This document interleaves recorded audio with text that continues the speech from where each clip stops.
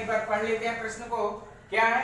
If angle A and angle B are the acute angle such that cos A equal to cos B, then also show that angle A equal to angle B. Friends ध्यान दीजिए, हमें question में क्या दिया गया है? तो A and B are the acute angle. तो सबसे पहले एक ट्रायंगल बनाते हैं और इस ट्रायंगल में हम देखते हैं कि A और B क्या है? एक्यूट एंगल है। तो इसमें देखिए, तो हम कह देते हैं A and B are the acute angle, इसलिए हम कहेंगे कि यह C जो होगा वो हमारा राइट एंगल होगा। ठीक है, अब हम इसके लिए हम बात करते हैं। आइए देखते हैं इसमें जरा, ये हमारा हाइपोटेन्यूज है, ये A के लिए यह परपेंडिकुलर हो जाएगा और यह बेस हो जाएगा, B के लिए यह परपेंडिकुलर और यह बेस होगा। आइए देखते हैं गिवन क्या है आपको। तो गिवन है cos A equal to cos B, cos A equal to cos B। Friends ध्यान दीजिए, cos A equal to cos B क्या होता है? cos A इक्वल टू, तो cos A इक्वल टू हम जानते हैं बेस अपॉन हाइपोटेन्यूज होता है। तो cos A के लिए क्या लिखेंगे हम लोग? के लिए लिख सकते हैं A के लिए यह परपेंडिकुलर, तो बेस हो जाएगा AC, बेस क्या हो गया? AC अपॉन हाइपोटेन्यूज क्या हो जाएगा? AB इक्वल टू, इसके लिए बेस अपॉन हाइपोटेन्यूज, तो B के लिए यह परपेंडिकुलर हो जाता है और यह क्या हो जाएगा? हमारा बेस हो जाएगा। तो ये हो जाएगा BC और अपॉन हाइपोटेन्यूज मींस AB। अब जरा ध्यान दीजिए, हम देखते हैं कि ये दोनों नीचे AB से AB कैंसिल हो जाएगा, तो implies that AC equal to BC।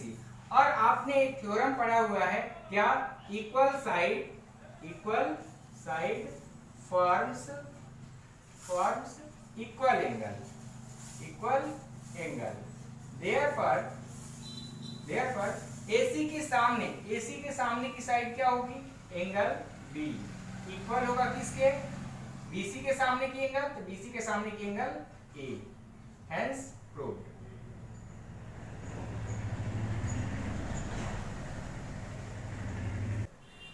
Question number 7 क्या है? If cot theta equal to 7/8, evaluate 1 plus sin theta upon 1 plus cos theta into 1 minus sin theta upon 1 minus cos theta. और second option आपको दिया गया है cot square theta. तो सबसे पहले हम क्या करते हैं? एक ट्रायंगल बना लेते हैं और इस ट्रायंगल में क्या देखते हैं कि एक साइड हम किसी भी तरह इसको कुछ भी नाम ले सकते हैं, ABC, ठीक है, जहाँ B हमारा क्या है? राइट एंगल है। अब इसमें हम मान लेते हैं कि यह हमारा एंगल जो A है यह थीटा है, ठीक है, और इस थीटा के लिए हमको सॉल्व करने हैं। तो cot थीटा इक्वल टू, देखिए जरा इसके सॉल्यूशन में हम क्या लिखेंगे? इसके सॉल्यूशन में हो जाएगा cot थीटा इक्वल टू क्या होता है? cot थीटा इक्वल टू हम क्या जानते हैं? तो बेस अपॉन परपेंडिकुलर, और बेस अपॉन परपेंडिकुलर दिया क्या है आपको? तो base upon perpendicular equal to आपको यहाँ पे दिया हुआ है 7/8। मीन्स आप कह सकते हैं इसका जो बेस है होगा वह बेस है, मान लीजिए कितना? 7 के, और इसका परपेंडिकुलर जो होगा वो परपेंडिकुलर कितना है? 8 के आप मान सकते हैं। इस तरह से आपने थीटा के लिए जो परपेंडिकुलर माने वह 8 के और जो बेस माने हैं वह 7 के। अब इसका हम देखते हैं क्या? तो इसका हाइपोटेन्यूज नहीं पता है हमको, तो हम लिख सकते हैं hypotenuse equal to using Pythagoras theorem. कौन सा थ्योरम यूज करते हैं? Using Pythagoras theorem.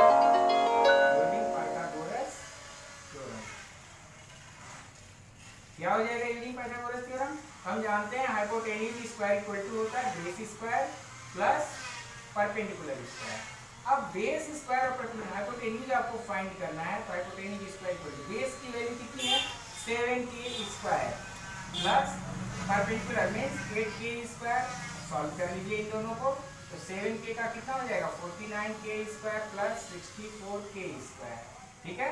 अब इसके आगे हम क्या लिख सकते हैं? तो इन दोनों को ऐड कर सकते हैं, ऐड कीजिए, कितना हो जाएगा? 9 4 13 and 1 carry 6 4 11 6 4 10 and 11 k square. आपको यहाँ हाइपोटेन्यूज स्क्वायर इक्वल टू इतना मिल गया, तो आप हाइपोटेन्यूज h इक्वल टू क्या लिख सकते हैं? अंडर रूट 113 और k स्क्वायर जो है इसका बाहर आ जाएगा तो k लिख देंगे। इस प्रकार से ये हमारी हाइपोटेन्यूज की वैल्यू होगी।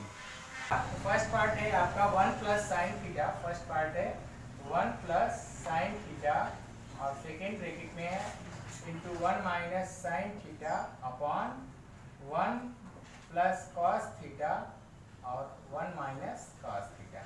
ध्यान दीजिए, तो हम लिख सकते हैं यहाँ पर 1 प्लस साइन थीटा, 1 प्लस, तो यहाँ से साइन थीटा का सबसे पहले हम लोग मान निकाल लेते हैं। तो साइन थीटा इक्वल टू क्या होता है, परपेंडिकुलर अपॉन हाइपोटेन्यूज। तो परपेंडिकुलर हमारा कितना है 8k और हाइपोटेन्यूज आया है k अंडर रूट 113।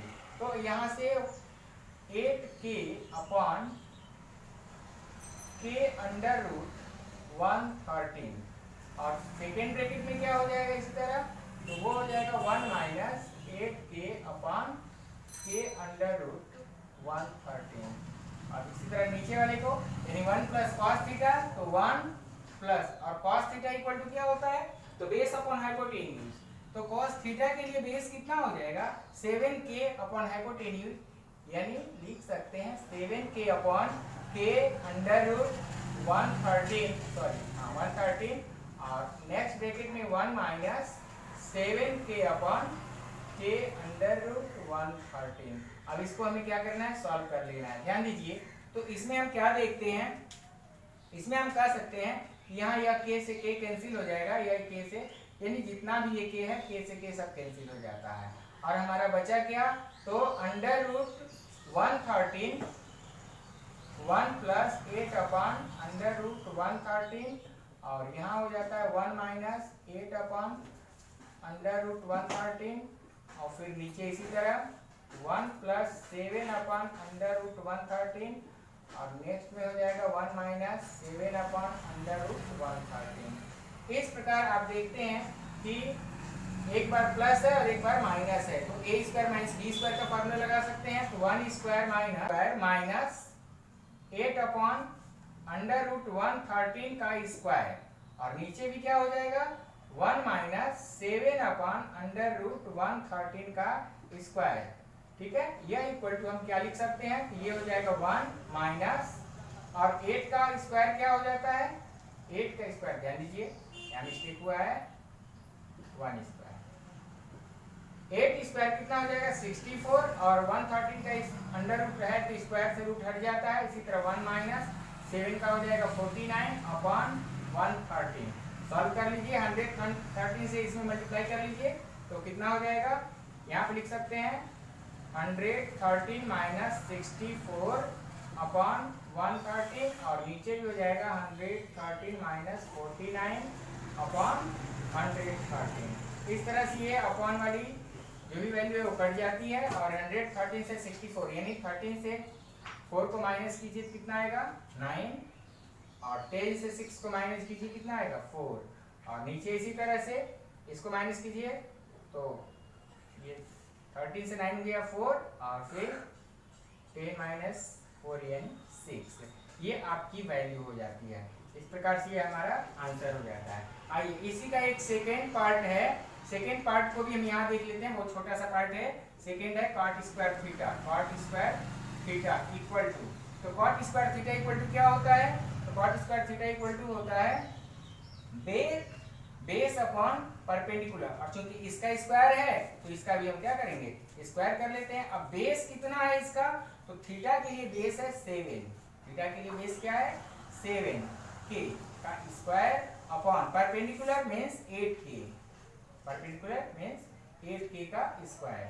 अब कर लीजिए 7k का स्क्वायर मींस 49k स्क्वायर और इसका हो जाएगा 64k square, k square cut जाता है, इसका भी आंसर आ जाता है आपको 49 अपॉन 64। ये दोनों का आंसर आप देखते हैं यहाँ पर बराबर आया है। आइए अब अगला प्रश्न हम लोग देखते हैं, नेक्स्ट प्रश्न,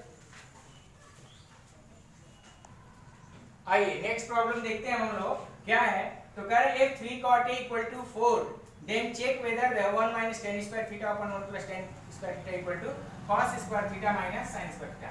ध्यान दीजिए, हम एक ट्रायंगल बनाते हैं और इस ट्रायंगल में ABC में कह रहे हैं cot a के लिए, तो सबसे पहले इसके सॉल्यूशन में हम क्या लिखेंगे, ध्यान दीजिए सॉल्यूशन में हो जाएगा हमारा कि cot a इक्वल टू 4/3 और ये cot इक्वल टू हम क्या जानते हैं तो हम फॉर्मूला लर्न किए हैं।